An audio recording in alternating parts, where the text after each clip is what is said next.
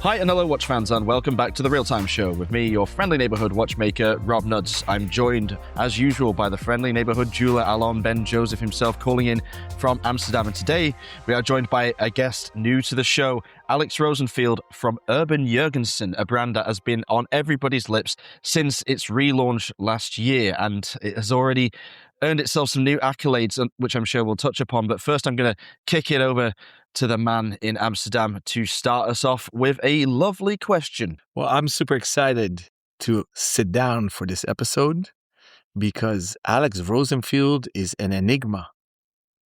Urban Jurgensen, epic name, epic watch brand, epic watchmakers that started it in the 18th century. Modern era Urban Jurgensen is linked to Kari Voutilainen. Up until the end of last year, co-CEO with Alex. Amazing rebrand, amazing models. It populates my Instagram feed with beautiful pictures of watches and actually very cool celebs that rock them. So, Alex, please, let's get rid of the mystery. Who are you? Oh, well, thank you for having me. I'm really glad to be here with you. I don't think I'm such a mystery. I think I'm just a bit of an outsider to the watch world. So I'm really happy to be part of it and to be getting to know so many great people within the watch world. Well, one thing we can now state, he's very modest. So please, Alex, be a bit more American. Tell us where you are, where you're from. How did you get into the watch world? And what is your relationship to this epic brand, Urban Jurgensen? Sure. So we are American, which I think is an interesting, enigma within, to use your word, within the watch world. I grew up outside of Chicago. My family is based now in Chicago and Los Angeles. I'm in New York. And my father was a devoted, lifelong watch collector. It's really been his passion, and he has always been interested in the independents, particularly. I came to watches more as somebody who loves aesthetics. I was in the fashion world, brand marketing, cosmetics, publishing. So from outside of the watch industry, but always grew up around great watches and appreciated them. It was very much for me more of an aesthetic appreciation than it was an understanding of movement architecture and escapements and that side of things, which I think, we can get into it in a bit, but I think that that's part of what's defined how we've worked on speaking about our relaunch and our next chapter of Urban Jurgensen. Just to tell the story quickly, Urban Jurgensen was founded in 1773 in Copenhagen by Jurgensen, who was Urban's father, and he was a great journeyman watchmaker and was the watchmaker to the Danish royal court, was quite accomplished, and he had this son, Urban. And Urban was just an incredible watchmaking prodigy. Just it came natural to him. He was just sort of a brilliant maker. And so he learned everything he could from his father.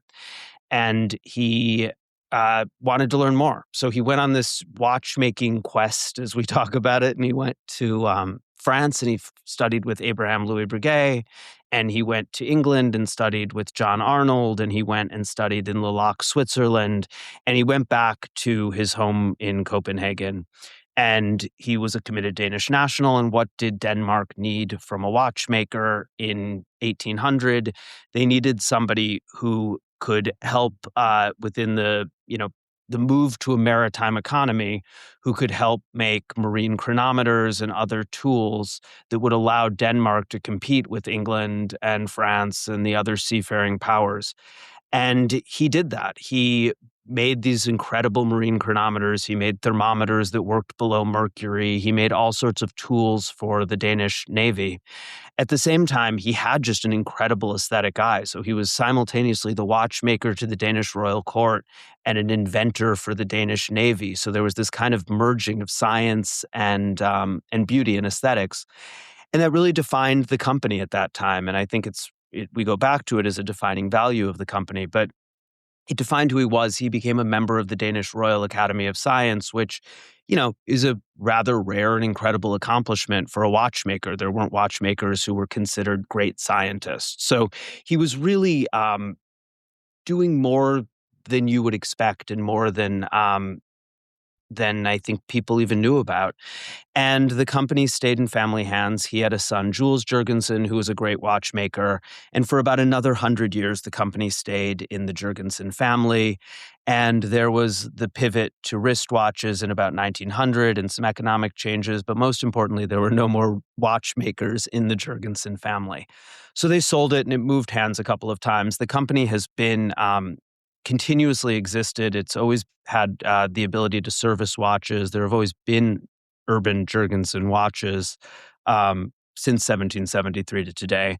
But it had sort of fallen into a period where it was little known and, not one of the great watchmaking houses anymore and less appreciated. And there's just sort of a very charming story. This guy, Peter Bamberger, who was a Swiss watch collector and business person in 1979, was in Copenhagen visiting friends, and he walked into a little watch shop and he saw a display of Urban Jurgensen pocket watches. And he wanted to buy them. And the guy who owned the store kept saying, "These aren't for sale. This is a display honoring the 200th anniversary of the founding of this company, and we aren't selling these." And he kept saying, "But I want this one, or what about this, and how do I get one?" And finally they said, "Well, here's who owns the company. Why don't you get in touch?" And Peter did, and he bought the company. He didn't buy the wristwatches or the pocket watches. He bought the company, eventually acquired the pocket watches. But he brought in Derek Pratt, the great British watchmaker, and they set about reviving Urban Jurgensen. And from 1979 until about 2000, or sometime in the 90s, it was really Peter and Derek's vision of what Urban Jurgensen was. And I think we think of that as sort of a second golden age for the company, where it really became again about incredible craftsmanship, innovative and interesting movement design, elegant classical watchmaking, in the midst of the quartz crisis, when a lot of these techniques, the guilloche, the engine turning, a lot of these decorative techniques were sort of out of vogue or not being maintained as practices, really, even within high watchmaking in Switzerland.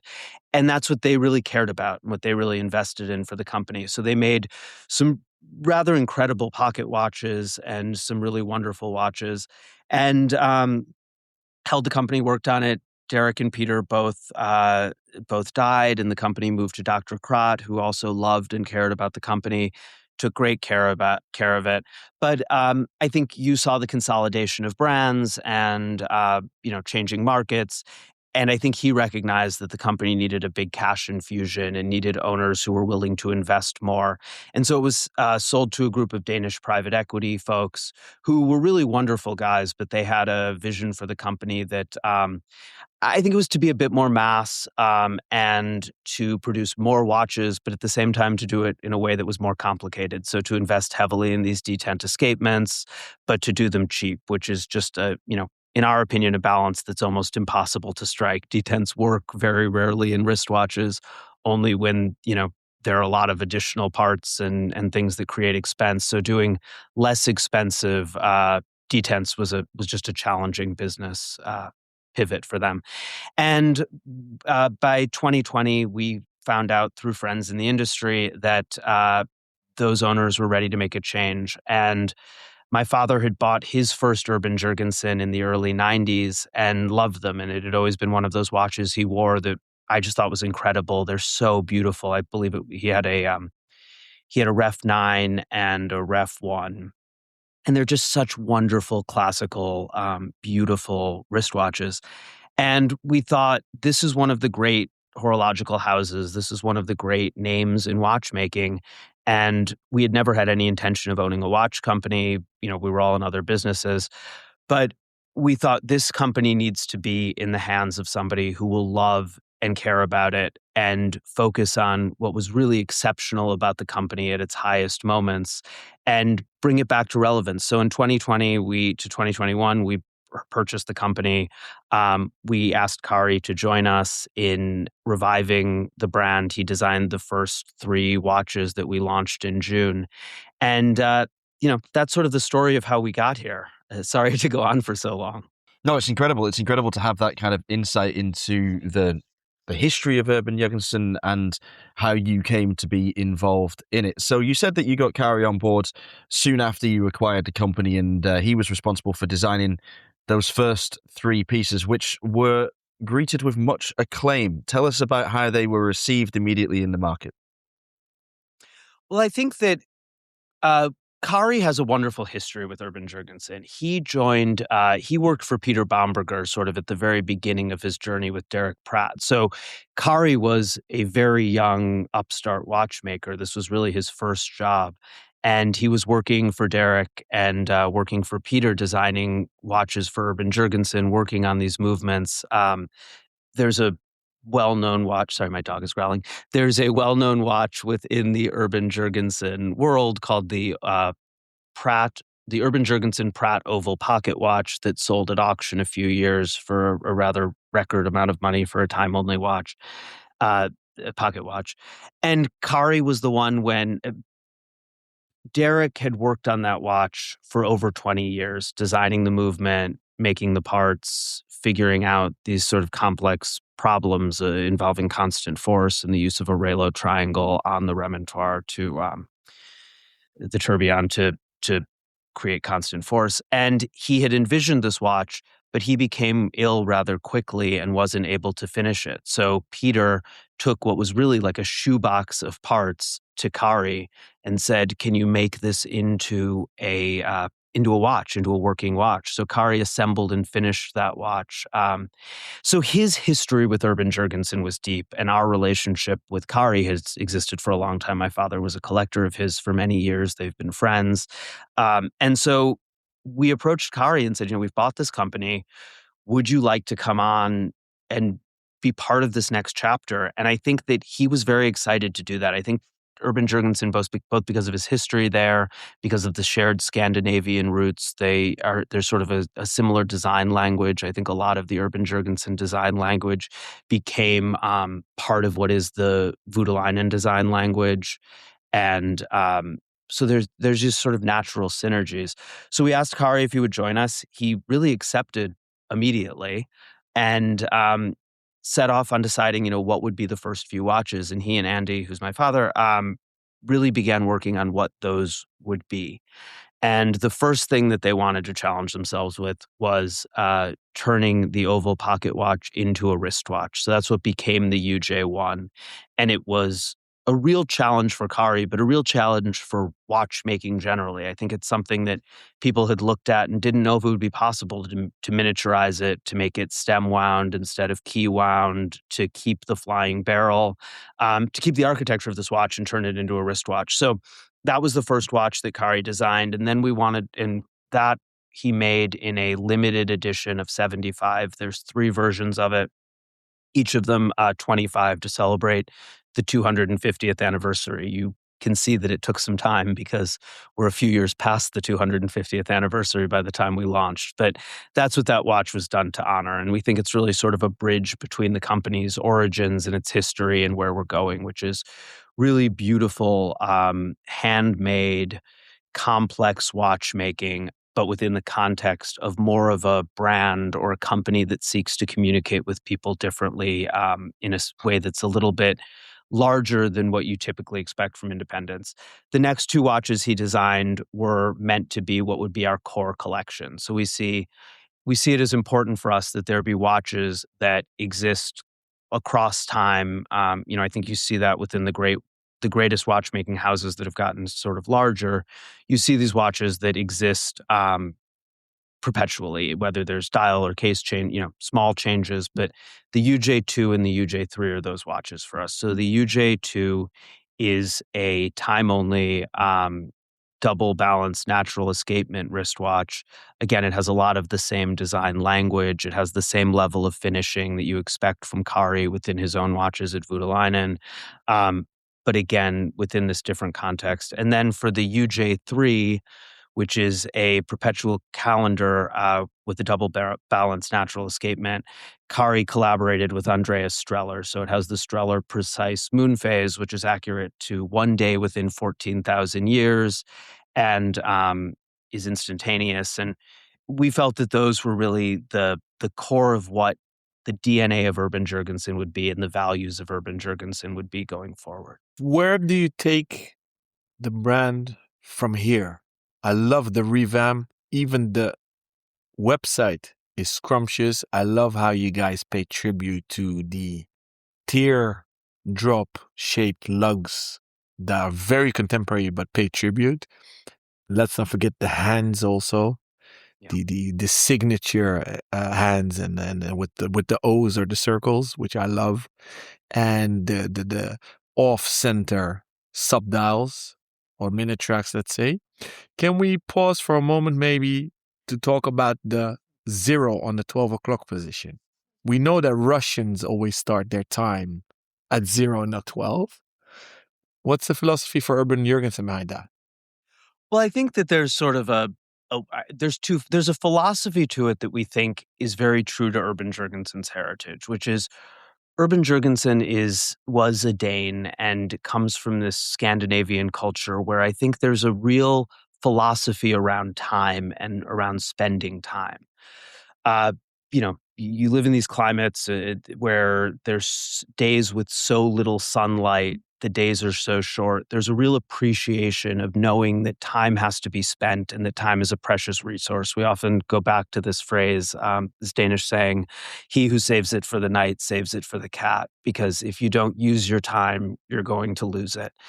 And so I think we have this philosophy of, what does our slogan is time kept and spent beautifully, because time kept well matters. But even for those of us who really, really love our watches, your watch is not the center of your universe. It's not what your day is about. It's on your wrist. It's that companion that goes along with you while you do all the things you do. But how you spend your time is what gives you meaning. So I think we liked this idea of the day starting at 0 and progressing and being full of all of the things that life includes. And I think that it was a way of touching on that sort of Scandinavian heritage from a more literal perspective. It's something that appeared on a lot of the Urban Jurgensen, or on some of the Urban Jurgensen pocket watches or instruments he made for the Danish Navy, where like the main dial would actually not be the time, but it would be a measure of something else. So there would be a 0 at the 12 o'clock. And I think Kari just thought that that was an interesting, evocative signature to add to what he was working on, and to sort of speak a little philosophically to what the company means and what time means. Danish roots. Today, could we conclude it's fully Swiss made, run from the US? So the watches are fully Swiss made. The watchmaking operations are all in Switzerland. The rest of the company's executives are in the United States. We like to think that it's Danish spirit with Swiss precision and Swiss making and an American philosophy. And we think that that's important to doing things in our own way and to having the freedom to do things in our own way. I think it's also true to the company because Urban himself, as I've said, took this long journey and studied all of these places. He was born in Denmark. He ended up moving to Switzerland. He married a Swiss woman. He raised his children there. But I think Denmark was always really his home. And I think that there is this sort of polyglot nature to Urban Jurgensen. It's always been true of it. In the Peter era, you had a Swiss businessman, you had an English watchmaker, and then you had Kari, who's a Finn. So you have always had all of these cultures coming together. So we certainly respect the Swiss making of the watches and the care that goes into that and the legacy of that within Switzerland. But I think we think that there's something nice about bringing in just sort of a lot of cultures and a lot of different perspectives. And then I think to leave the watchmaking for a second and think about the way we communicate with people and what our goals are for the company and how we want to interact with clients, how we want to interact with social media, with explaining what we're doing and introducing it to people. I think that we really bring an American sensibility to that, or at least an outsider's sensibility to that. So I think that that's been fun for us, and we love that the company's in family hands, so we have the freedom to do that. Amazing. I asked because I got thrown off because the dials bear Copenhagen. So They that's do. They where have my always said Copenhagen, and it's something we went back and forth on. But we thought it was important to honor where the company started and something that makes it somewhat unique. But the watches are completely Swiss made. amazing. How big is the team for the brand Urban Jurgensen? We're about 30 or 40 people now, growing pretty quickly. But we are growing Our focus is always that the quality of the watchmaking never change, that we will never allow any growth that leads to a diminishment in the quality of what we're doing. So it's the quality of the finishing, the hand making. Every watch really is handmade start to finish by a single watchmaker and decorator working hand in hand in the same way that you would have with Kari or Rex Hep or any of these really great independent watchmakers. So we're doing that in a way that we hope we will grow and scale to make more watches per year than those watchmakers make. And they do that on purpose, and we respect it tremendously. But we think that this is a different sort of company. But we will grow only to the extent that we can do so while maintaining that quality. How much of the watch production is done in your own ateliers in Switzerland? Most of it. We have dial suppliers and case suppliers. That's not done in-house, as it isn't at most companies. But the watchmaking is really done in-house. And Kari's role today is what? Yeah, so Kari is a strategic advisor to the board and on the board, and is involved really in everything we do. His role changed in December or January from being co-CEO to this new role, but I'd say his contribution has not really changed. I always say, why would any company want Kari Voutilainen to spend his time on IT infrastructure and making sure payroll goes out? So those sort of operational responsibilities are no longer things he's working on, but overseeing watchmaking, making sure our quality is where it's supposed to be, working with us on thinking about what the next set of watches is, which I think some of which he'll design, some of which other people will design. But he's really still very much around. We speak to him regularly. He still comes to Beale, where our factory is. He's still involved. It's just, I think, as I say, IT infrastructure is not the right use of Kari's time. And I think he did the same thing at Voutilainen, which is he has a CEO now because he wants to be at the bench. He wants to be making and designing watches. And he has said to me in the past that watchmaking is his joy and emails are his obligation. And so I think anything that gets more watchmaking and fewer emails is a good improvement for everybody. Don't we all? Talking of emails, I assume the moment it became clear that the Rosenfields got into watchmaking, and this is an assumption, you got flooded by emails asking you to buy more brands. Do you guys have more watch brands? And if not, do you have the ambition to buy more brands? We actually have gotten no emails like that. So if somebody wants to email us and they have a great company, they should. But it's not our intention to own more watch brands. It was never our intention to own a watch brand. I think, 10, 20 years where this goes, I have no idea. But our focus right now is really making Urban Jurgensen a very special company, a company that takes the best of handmade independent watchmaking and brings it to a broader, more inclusive audience. What have you noticed are the main differences between the fashion industry as you had previous experience in and watchmaking? And how does your past experience help you in your current role? So I think in what we've noticed, I mean, not to speak about watchmaking, but about sort of the watch business. I think that there it tends to be the watch industry has felt to me a bit insular and a bit conservative. So I think that there's a tendency to do things the same way.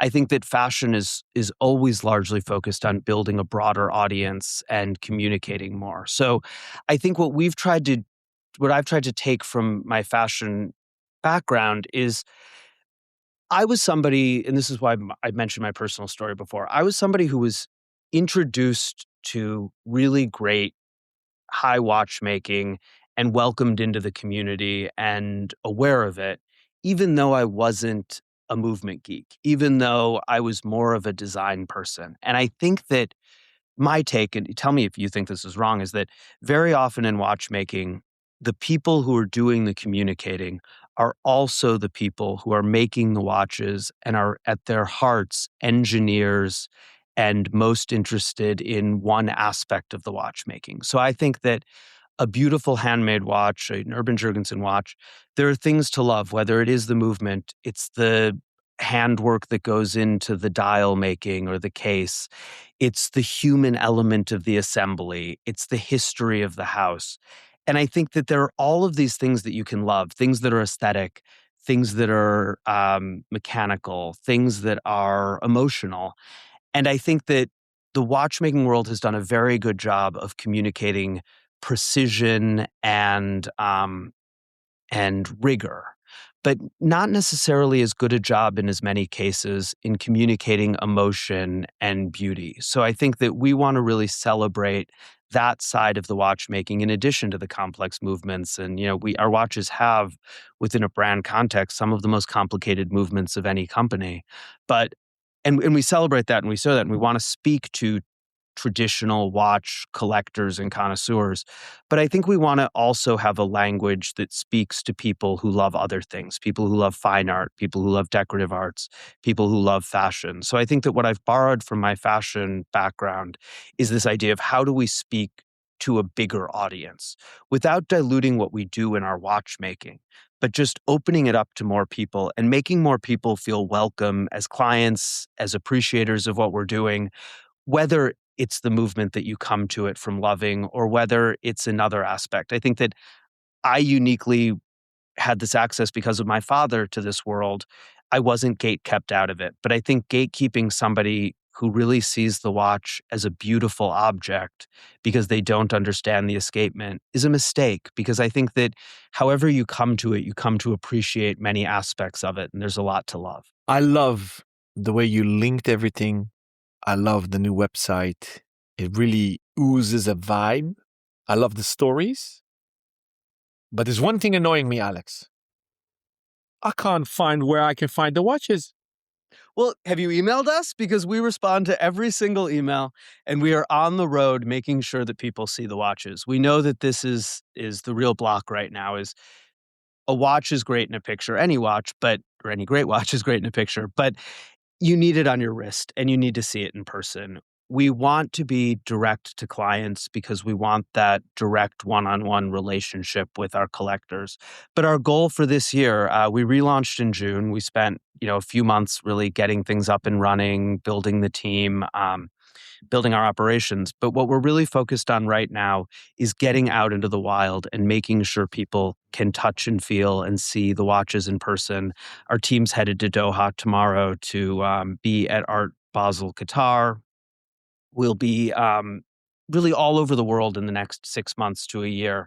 And our goal is to create opportunities for people to see the watches. But we have an office showroom in New York. We're opening one in Geneva. They won't be stores, but they'll be places that by appointment people can see the watches. And we hope people contact us. And then, we are all over the world and we're traveling a lot. So whenever somebody reaches us and says, I'd love to see the watches and I live in this city, we track all of that. And the minute we have a plan to go to that city, we will let people know. And we've been in touch with watch collectors clubs and different groups around the United States and around the world to figure out, how do we reach people who will love this? How do we show them to people?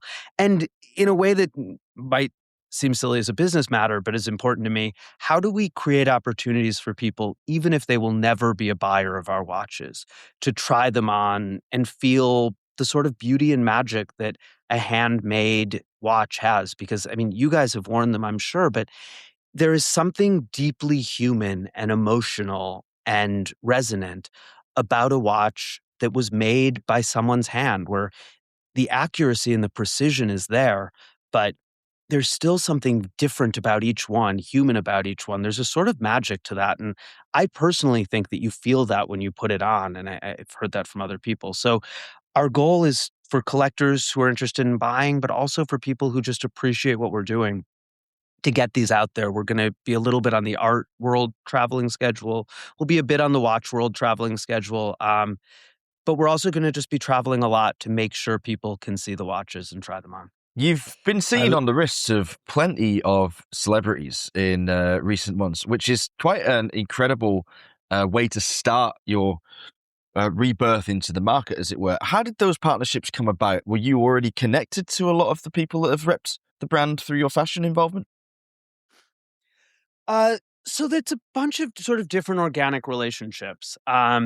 We decided that we really wanted an effort to speak to different audiences, to speak to people of different ages, people of different genders, people of different races and geographic locations, and to really do something that was very inclusive. Because I think that very often watches are sold as, or communicated as items built for men, for a group of men who are collectors. Women are allowed to wear them, but there sort of isn't this permission structure of welcoming people in. The same with, I think it can tend to be very old, focused on, a much older audience, whereas we think there are collectors who are young and people who love beautiful things who are young who will be interested. So we, before we even launched, sort of thought about this idea: how do we, without having like brand ambassadors in the way that some of these big companies with huge budgets and huge reach do, like a Rolex, how do we find people who represent the values of what we're doing and speak to different communities? So we created this series, Time Well Spent, which comes out every few months, and it's a different person within a creative field who we feel represents some aspect of what we're working on, some of the values of what we care about: creativity, innovation, artistry. And we want those to be very different people. So the first one was James Turrell, the great light sculptor. The second one was a guy who's the principal dancer for the American Ballet Theater. And the third one was a 19-year-old singer from England who we think is going to be a huge star. She's just an incredible songwriting and singing talent. So we looked to those as an opportunity to open up what we're doing to different people. Some of them are people we knew and had relationships with. Some are people who friends have introduced us to. We were very excited a couple of months ago. We got to know James Turrell quite well, and we're very, very lucky that he has sort of loved what we're doing, the philosophy of it, the watches. He's a pocket watch collector, so knew Urban Jurgensen and Jules Jurgensen, and owns Urban Jurgensen and Jules Jurgensen pocket watches from the 19th century.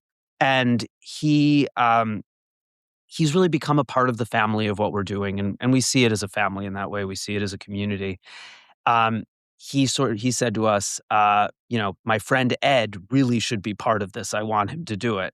We said, what do you have in mind? He said, well, do you know Ed Ruscha? We said, well, look, we certainly know who Ed Ruscha is. We don't know Ed Ruscha, but he called him up and said, you should do this. You should meet these guys. And we went over to his studio and showed him what we were working on. And I think that there's a deep passion within us for what we're doing. There's a desire to share it with people. And I think that we felt very lucky that a lot of these celebrities or people with some notoriety have shared that passion and liked the vision and liked the watches. And so it's really happened very organically.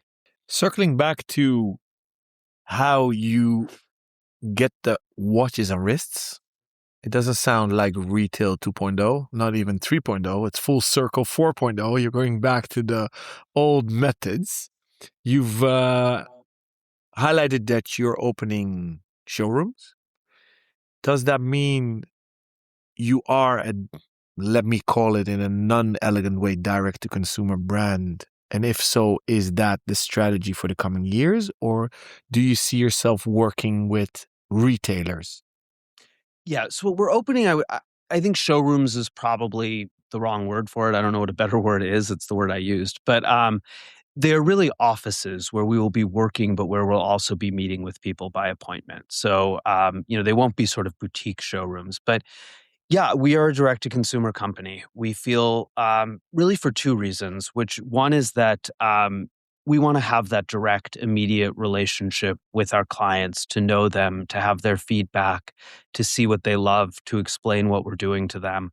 But the other part, just to be very frank, is these watches are incredibly expensive to make. So our prices are quite high.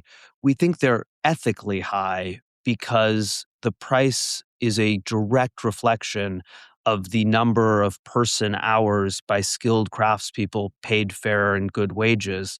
So it is expensive to make these watches. It is expensive then for clients. In order to have a margin that would allow for a retailer, the watches would become prohibitively expensive to clients. So the margin is not huge. It's not like we're capturing both a wholesaler and a retailer margin ourselves. We've really cut out that part of the margin, and it's the only way we're able to offer the watches at what is still a high price, but is an ethical price. I think that if we tried to have retailers at these prices, it would be nearly impossible. What kind of models do you have in mind for the future? Because you've got off to such a flying start and impressed everybody with not just the aesthetics, but obviously the technical prowess of everything you do. It's a hard act to follow.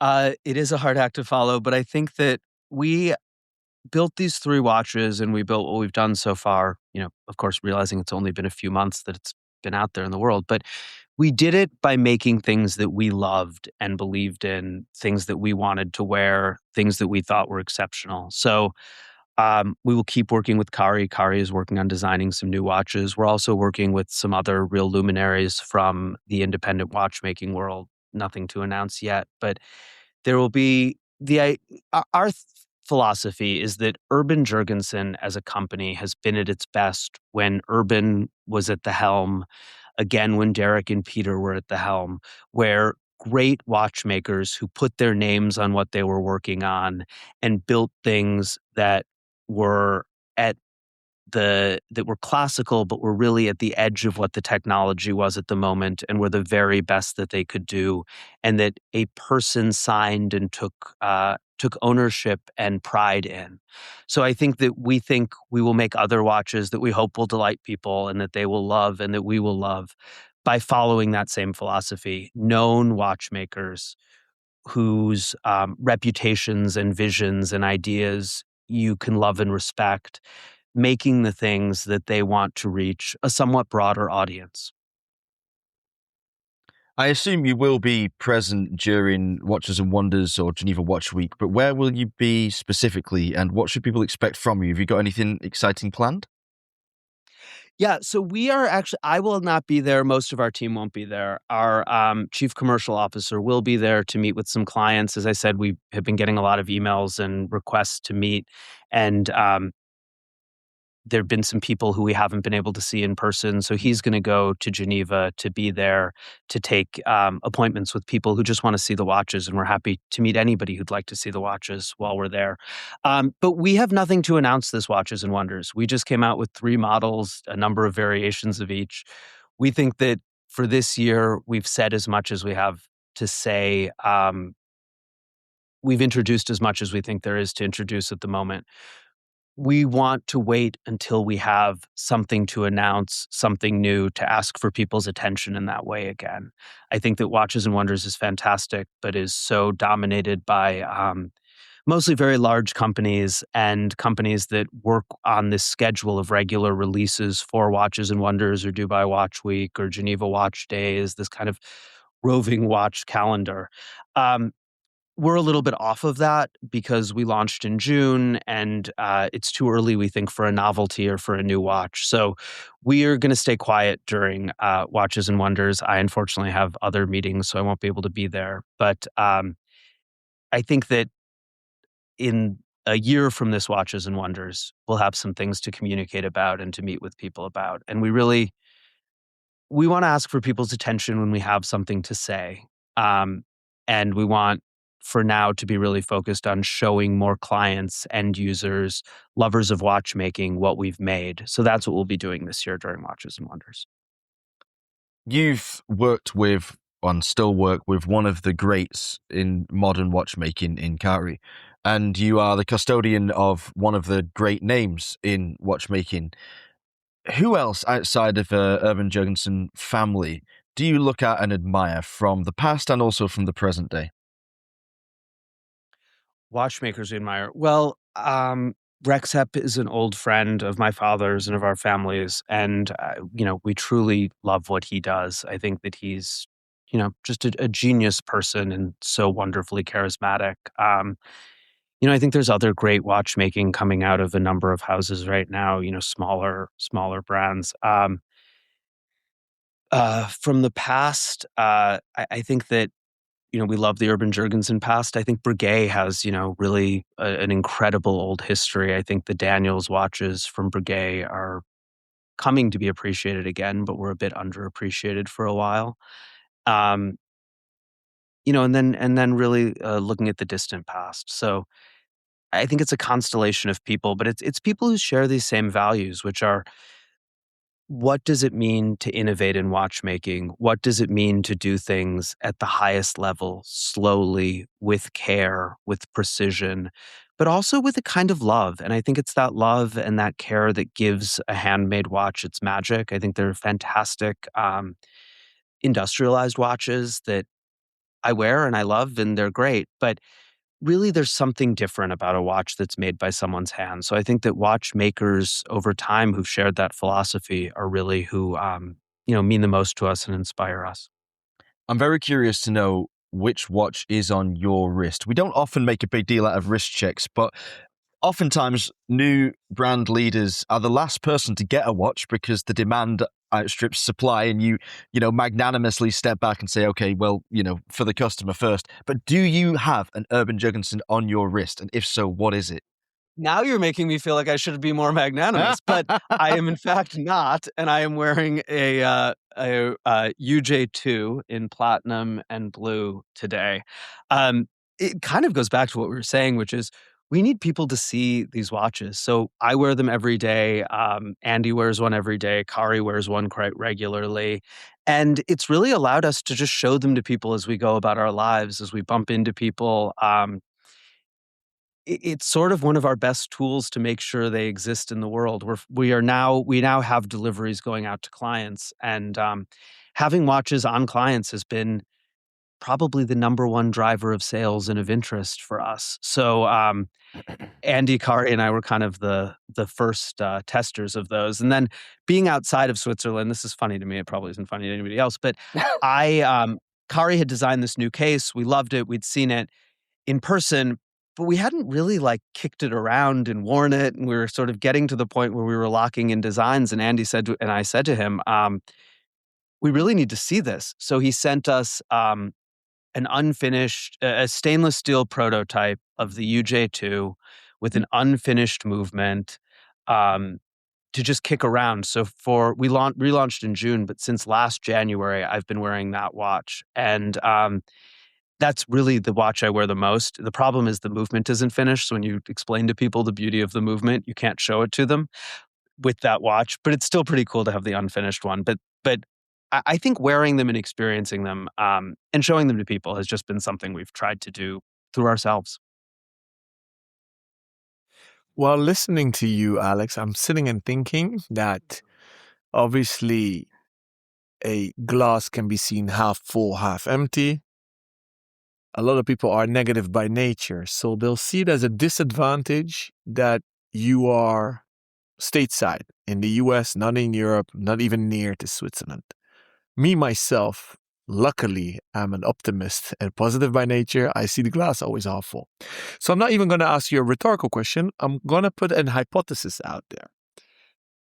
The hypothesis is, coming from this pedigree with your dad and you being true collectors, long-time collectors, deeply rooted with Urban Jurgensen as collectors, you are custodians, as Rob said. What benefits does it give you being on the outside, running such an epic brand together with, as Rob said, one of the best watchmakers alive today? Yeah. So I guess I would start by saying we feel very confident about what's happening in Switzerland, the watchmaking, the process, the oversight of what's going on, the quality, because we both have Kari and a really fantastic team of Swiss-based people who we interact with every day and who we just really trust and rely on to make sure that part of the business is functioning as it should. But I think that to me, it feels like a tremendous advantage to be in the United States. It could be the same to be in Europe or Asia or the Middle East. But I think that watchmaking tends to be a very centralized business. I think that you get a lot of groupthink. I think you get a lot of common understanding. And I think sometimes with these companies, I never want to say anything bad about them, but I think sometimes there's at the very core, at the center, at the decision-making process, not people who are interacting that much with people who are not part of the watch world.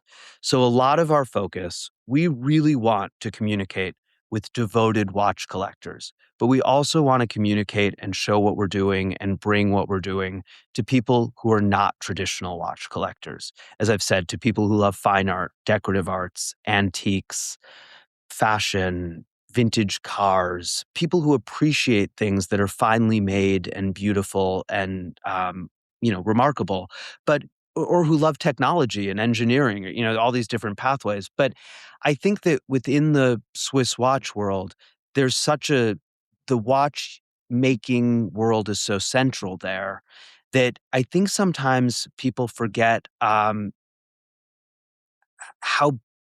big the universe of people who don't know what we're doing is. And I think that we kind of have a little bit of distance from that that gives us a little bit more freedom to think about what we want to do. We also, we often say that we aren't like a big company that has a design board and has a giant marketing department and has you know, huge divisions where a decision has to go through 18 layers of review and somebody who's running that business is too afraid of making a misstep, so they don't want to take a risk, because one quarter of sales being off because you did a marketing campaign that wasn't like the marketing campaign you'd done before, and it turns out the market didn't like that, and suddenly you're not going to work in the Swiss watch industry again because, you're the person who greenlit that. We're a small family company. So if we love an idea, if we think there's something interesting, if we think there's somebody interesting to work with, these are decisions that get made between two or three people in 30 minutes instead of between 100 people in divisions over the course of weeks and months. And I think that and the physical distance from the watch world has just given us a lot of freedom to do things our own way, to communicate visually in our own way, to create this brand universe that is very purposeful. I appreciate that you said that we've appeared on your Instagram feed and that you like the website. All of that is done with real thought. So I think it looks different than what people are often used to seeing in the watch world, but that's done with a real thoughtfulness to what makes our watches special, what makes them special to us is the hand making, the human aspect of them, the incredible attention to detail, the idea that we're pursuing perfection not because it's necessary or really even makes the watches better, um, as mechanical objects, but because there's pleasure in doing that and in the pursuit of it. And so everything we communicate visually is meant to have this feeling of hand making, handwriting, paint splatters, collaged paper. We have these sort of whimsical company icons. There's the Danish royal herring who has a crown. There's the dog Lug, who is a Great Dane who wears an Urban Jurgensen around his neck. And these are all meant to bring fun and joy because I think that we can take the watchmaking seriously, but we don't have to take ourselves too seriously. And so I think, to give you a very long answer to your question, I think that the distance and the outsiderness of what we're doing has allowed us to think a little bit more freely about those things. It's starting to round into shape in my head exactly how you approach the brand and how you're able to. Now, when you first said you have 30 to 40 people working for Urban Jurgensen now, I was gobsmacked because that's quite a lot. That's quite a big operation. Many brands, extremely well known and deeply rooted in the industry, operate on a skeleton staff. So you've got some serious power there behind you, but you're approaching this with an extreme sense of calm. It feels like there is no desperate decision made here. Everything is curated. Everything is well thought through. Thoughtful is a great way to describe how everything comes across. Is that because for you this is really passion first and business second, or do you need the brand to be a stunning financial success? I think that we certainly approach it as a business, but we approach it as the company is over 250 years old. It's in our family now. And our goal is for it to stay in our family and grow for another 250 years. So when we make decisions, it's not about what happens in the next quarter. It's about what happens in the next quarter century. I mean, it's really, really long-term thinking, and it's meant to be purposeful. So I mentioned we bought the company in between 2020 and 2021. We didn't launch our first new watches until 2025, and that could have been 6 or 7. We didn't set a date on when we needed to launch. We were going to relaunch when the watches were ready, when we felt that we had something that we loved and we were ready to show to people, and we thought really communicated what we wanted to do and what we were trying to do. So I think that some of the calm you're feeling is sort of a mantra that we have within our team, which is slow down. We don't need to get things done overnight. The goal is not new constantly. It's things that are exceptional and that stand the test of time. And I think that takes time.